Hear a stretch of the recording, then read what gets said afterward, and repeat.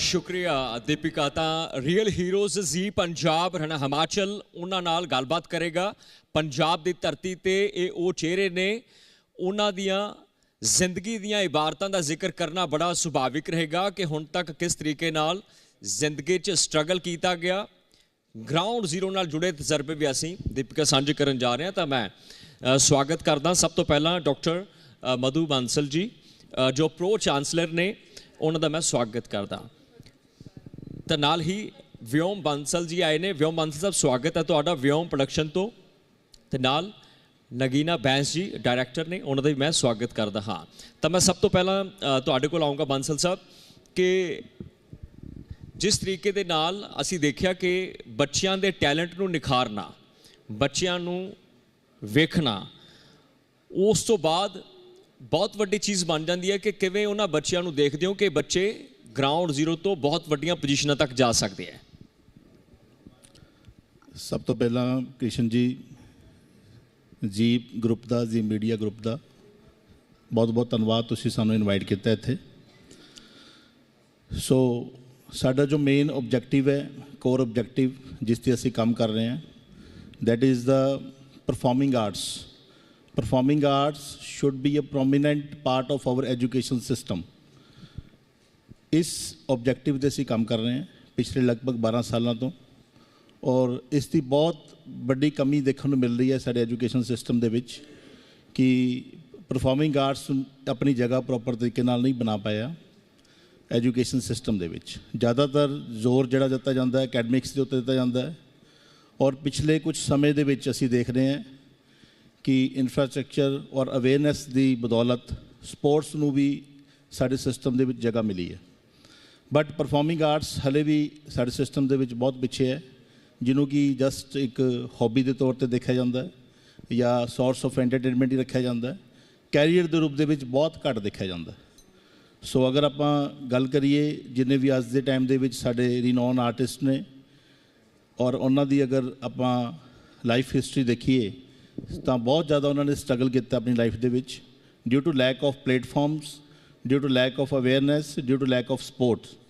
सो उस तरह का एनवायरनमेंट, उस तरह का माहौल ना होने करके जिन्ने भी साढ़े अच्छे मुकाम पर पहुँचे हुए आर्टिस्ट ने, उन्होंने बहुत ज़्यादा स्ट्रगल करना पाया। सो असी उस ऑब्जेक्टिव में लैके चल रहे हैं कि जो साड़ी नई जनरेशन है उन्होंने असी ग्राउंड जीरो तो ही ग्राउंड लैवल पर, ग्रास रूट लैवल पर कोई ना कोई ऐसा प्लेटफॉर्म दईए जिहदे नाल कि वो ग्रो कर सकन और अपने इच्छा के अनुसार अपनी फील्ड नूं चूज़ कर सकन, उन्हां ते कोई चीज़ थोपी ना जा सके।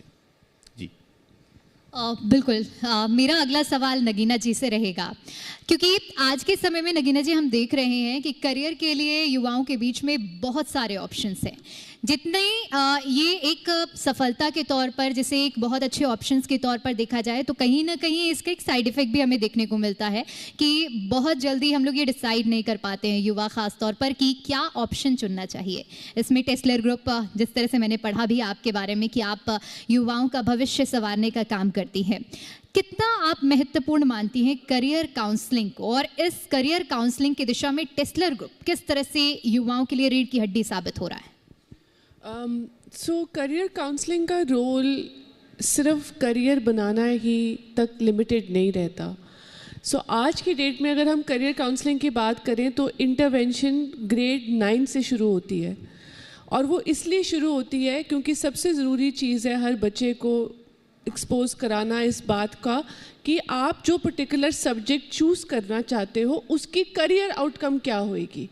आर यू लाइकिंग बायोलॉजी और यू लाइक केमिस्ट्री, या आपको मैथ्स पसंद है या साइकोलॉजी पसंद है, आपको क्यों पसंद है, उसकी करियर ऑब्जेक्टिव आगे जाके क्या कौन सा रास्ता लेके आएगा। इसलिए इंटरवेंशन 9th 10th ऑनवर्ड शुरू हो जाती है, ताकि बच्चा सारे सब्जेक्ट्स के साथ अकिन हो, उसको पता चले कि क्या पढ़ाया जाता है, उसकी आउटकम क्या होती है। And by 11th they are in a very good frame to make up their mind about what they want to pursue. So intervention 9th से शुरू हो जाती है, 11वीं तक बच्चे को पता है मैंने क्या करना है, कहाँ जाना है, एंड 12वीं तक आपको पता है एप्लीकेशन चली भी जाती हैं। सो ये 4 साल उस बच्चे को ये सिखाना समझाना कि ये वाला कोर्स करोगे तो आपको पता चलेगा कि ये सब्जेक्ट कैसे पढ़ाया जाता है, उसकी आगे जाके ग्रोथ क्या है, इंडस्ट्री में क्या चल रहा है, इंडस्ट्री की नीड क्या है इस time. So we expose it, making them go beyond the classroom and telling them what is actually, what awaits in the world and what the world needs. So that is what we do. तो बिल्कुल ਤਾਂ doctor ਮਧੂ ਚਿਤਕਾਰਾ ਜੀ pro chancellor ਨੇ, ਮਾਜ਼ਰਤ ਚਾਹੁੰਦਾ ਮੈਂ for correction, ਤਾਂ ਨਾਲ ਹੀ ਸਾਡੇ ਵਰੁਣ ਬਾਂਸਲ ਜੀ ਡਾਇਰੈਕਟਰ ਨੇ ਵਿਓਮ ਪ੍ਰੋਡਕਸ਼ਨ ਤੋਂ, ਤੇ ਨਾਲ ਨਾਗੀਨਾ ਬੈਂਸ ਜੀ. ਤਾਂ ਮੈਂ ਡਾਕਟਰ ਮਧੂ ਚਿਤਕਾਰਾ ਜੀ, ਜਿੱਥੇ ਕਿ ਪੰਜਾਬ ਦੀ ਅਸੀਂ ਗੱਲ ਕਰਦੇ ਹਾਂ, ਬ੍ਰੇਨ ਡਰੇਨ ਬਹੁਤ ਵੱਡੇ ਪੱਧਰ ਤੇ ਹੋ ਰਿਹਾ, ਬੱਚੇ ਕੈਨੇਡਾ UK ਮੂਵ ਹੋ ਰਹੇ ਨੇ, ਉੱਥੇ ਹੀ ਐਜੂਕੇਸ਼ਨ ਲੈਵਲ ਕਿੰਨਾ ਕੁ ਜ਼ਿਆਦਾ ਸਟਰੋਂਗ ਹੋਵੇ, ਤੇ ਜਿੱਥੇ ਕਿ ਆਰਟੀਫਿਸ਼ੀਅਲ ਇੰਟੈਲੀਜੈਂਸ ਨੂੰ ਲੈ ਕੇ ਵੀ ਪੂਰੇ ਵਿਸ਼ਵ ਦੇ ਵਿੱਚ ਚਰਚਾ ਹੋ ਰਹੀ ਹੈ. Doctor Sahib, I think first of all, thanks to Z calling for all of us. It's a good platform to talk about this. Sir ने बात की, बांसल साहब ने, कि परफॉर्मिंग आर्ट्स, मैं यहाँ से स्टार्ट करती हूँ, परफॉर्मिंग आर्ट्स से AI तक. परफॉर्मिंग आर्ट्स सर जैसे आप बोल रहे हैं कि प्लेटफॉर्म नहीं मिलता इनको, और अब जो लेटेस्ट आ गया, बिकॉज नेशनल एजुकेशन पॉलिसी 2020 आ गई, उसके बाद when the HR people are coming to for the placements, well said by Nagina ji कि 9 से they start grooming the students. So when the HR companies come, they don't only see the academic background. तो उनका जो vertical होता है, that is not only the academic. It's not only they are talking about IQ, but they are talking about EQ, SQ, and HQ also. So what SQ is? This is social quotient. And social quotient में every university, not only the Chitkara University, but all the university across the globe, now they have started working on the other verticals of their domain. So it's not only कि हम academic की बात करते हैं, but it is whatever we do from our heart, that also matters a lot. उसके लिए आपको छोटे से एग्जाम्पल बताते हैं कि हमने सर आप लोगों को अब बहुत अच्छा प्लेटफॉर्म मिलेगा आपके बच्चों को, आपके प्रोफेशंस को, because we have started working on, जैसे हमने अपने यूनिवर्सिटी में रंगरेज शुरू कर दिया, रंगरेज में थिएटर एक्टिविटीज़ शुरू करी, तो बच्चों को day 1 से पता होना चाहिए along with doing AI कि what is which is connected to your emotional quotient, जो दिल से बात करते हैं, दिल से हम क्या बात करते हैं, उसके लिए क्या कुछ हुआ जाता है. तो उसके लिए हमने एक प्लेटफॉर्म दिया बच्चों को, लिटरेचर फेस्ट शुरू कर दिया. उसमें बहुत छोटी छोटी एक्टिविटीज़ हैं जिसमें बच्चों को सिर्फ एजुकेशन का या AI का ना पता हो, ये चीज़ें भी पता हो. रीज़न बिंग कि when they are going global, so global में उनके वन मॉड्यूल इज़ ऑलवेज कि how they work with the society.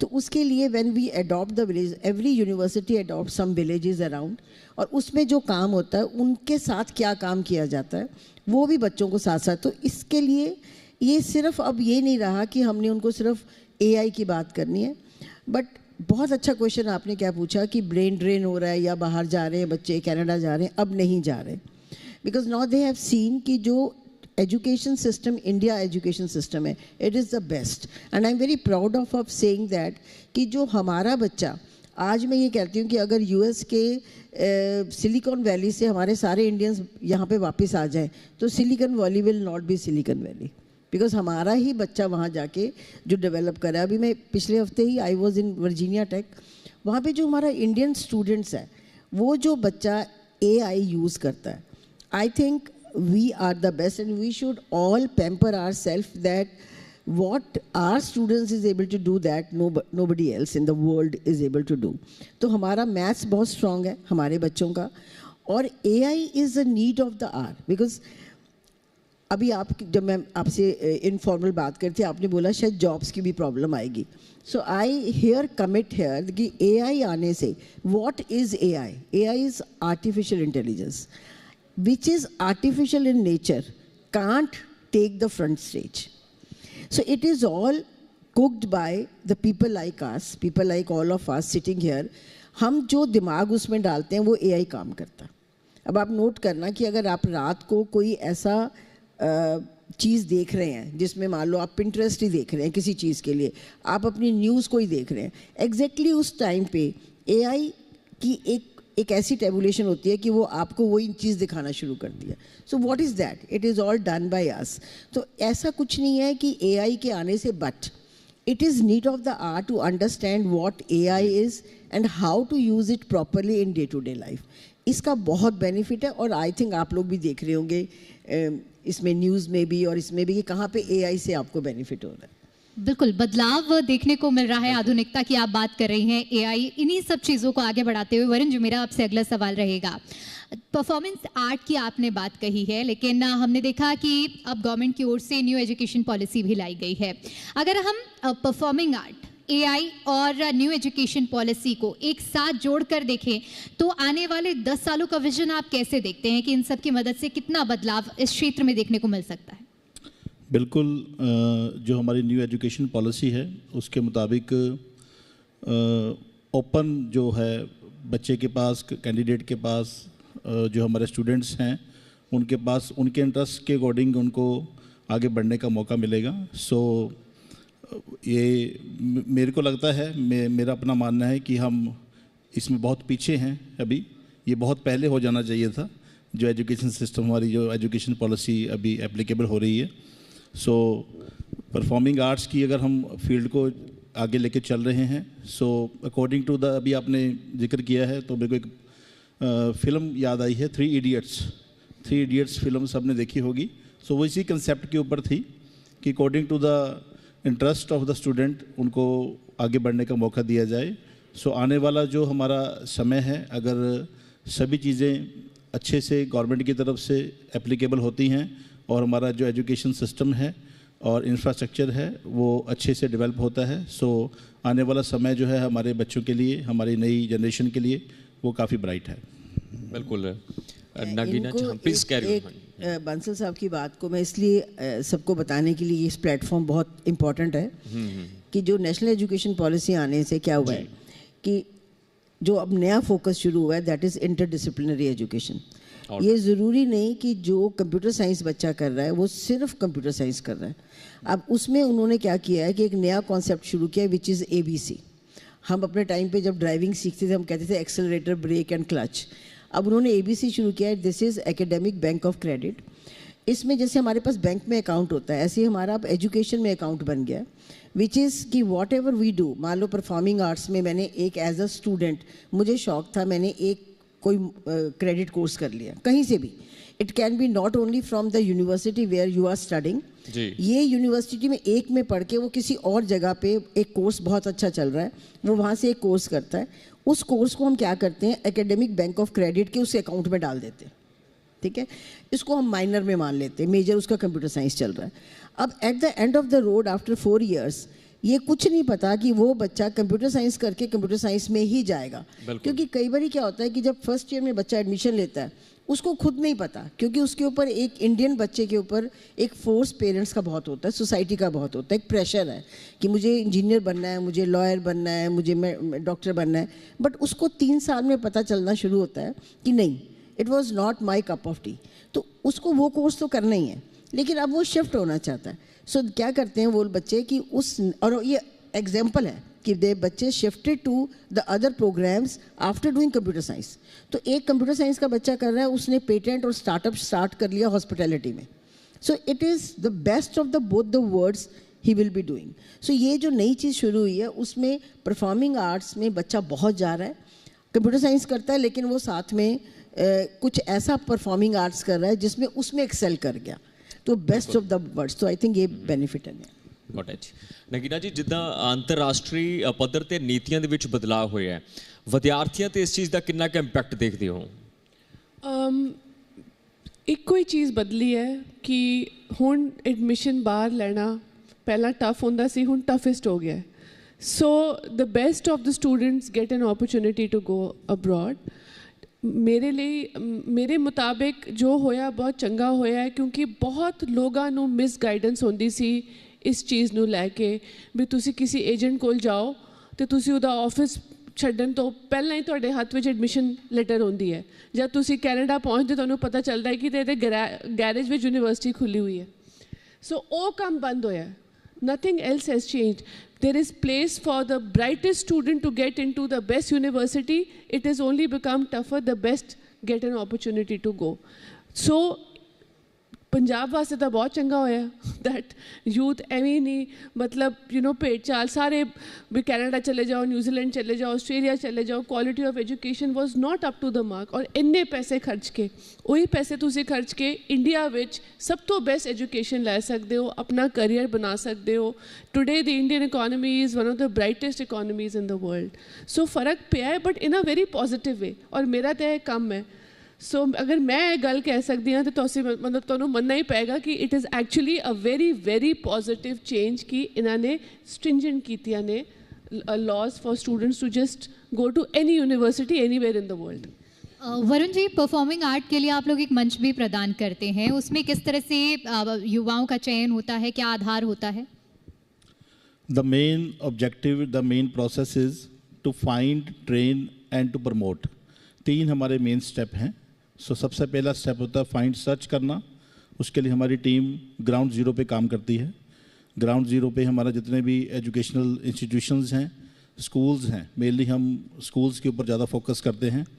So schools में कोई भी कैंडिडेट के अंदर, बच्चे के अंदर कोई स्किल है रिलेटेड टू परफॉर्मिंग आर्ट्स, तो हम उसको कैप्चर करके उसको एक स्टेज प्रोवाइड करते हैं परफॉर्म करने के लिए. और अगर उसको ग्रूमिंग की ज़रूरत है, ट्रेनिंग की ज़रूरत है, तो उसको ट्रेनिंग प्रोवाइड करते हैं. एट देन अपॉर्चुनिटी, उसके बाद अपॉर्चुनिटी प्रोवाइड करते हैं इन देयर रेलेवेंट फील्ड.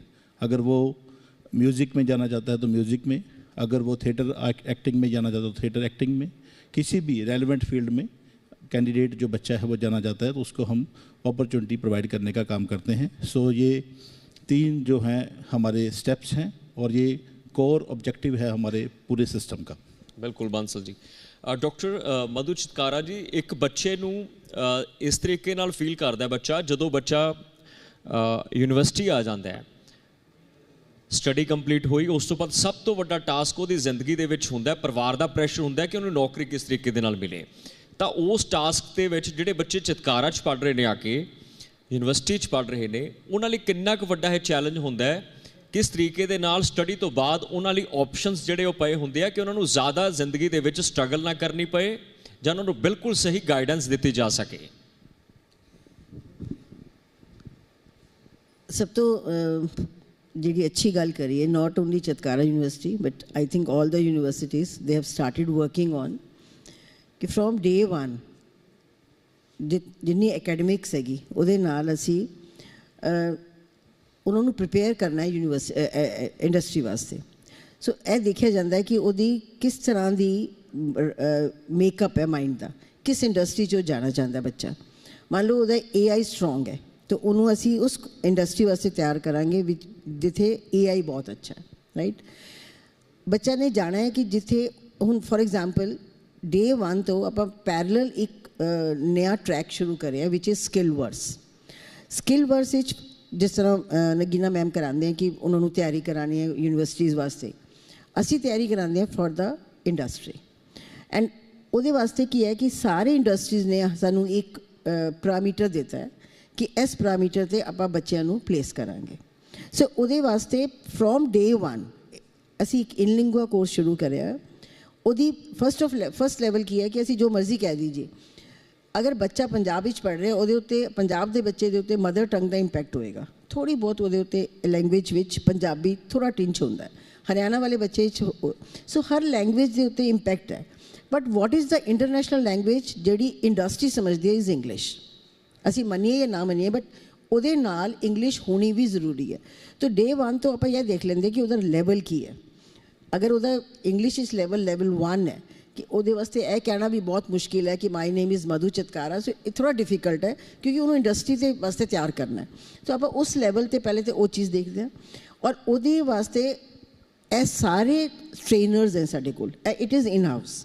तो उहदा प्रोग्राम का नाम असी रखिया स्किल वर्स कि वॉट एवर स्किल, क्योंकि साडा काम हैगा कि उहदे स्किल्स नू ट्रेन करना, SQ बढ़ाना, स्किल कोशेंट बढ़ाना इज़ वेरी इंपॉर्टेंट.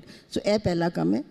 एंड दूसरा काम जिहड़ा सर ने कहा कि बच्चे तुसी जब क्वेश्चन पूछिया सी तो उन्होंने दस दा कि जिहड़ा गलत रूट्स तो बच्चा जा रहा सी. Now latest what we have started, the Chitkara University have started, and I think other universities also have started after NEP 2+2 शुरू करें.